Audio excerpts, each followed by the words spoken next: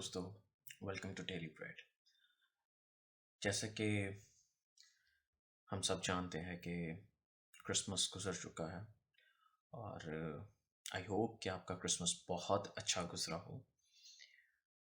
और हर साल हम क्रिसमस सेलिब्रेट करते हैं, मनाते हैं, खुशियाँ बांटते हैं, गिफ्ट्स देते हैं।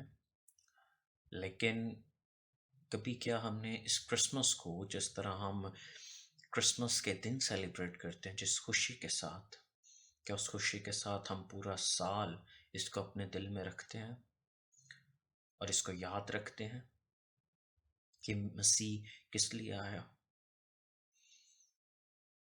इस चीज़ की हमको खुशी है कि मसीह पैदा हुआ और वो हमारे गुनाहों से हमको आज़ाद करने के लिए इस दुनिया में आया, ताकि हम हर तरह के बोझ से आज़ाद हो जाएं।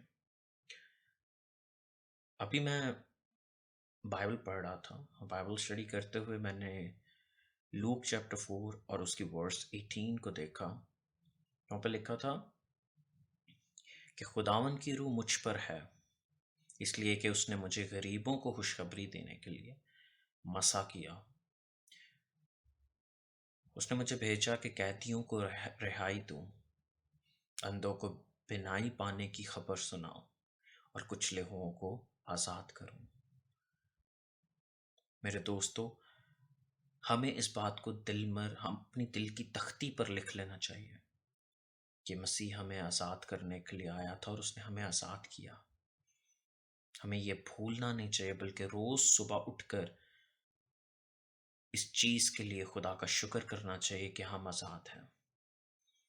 क्रिसमस सिर्फ एक दिन का नाम नहीं, क्रिसमस सिर्फ एक फीलिंग का नाम नहीं, बल्कि ये हमारे रिश्ते का नाम है जो मसीह यस्सु में खुदा के साथ हमारा बाप और बेटे का रिश्ता बनाता है।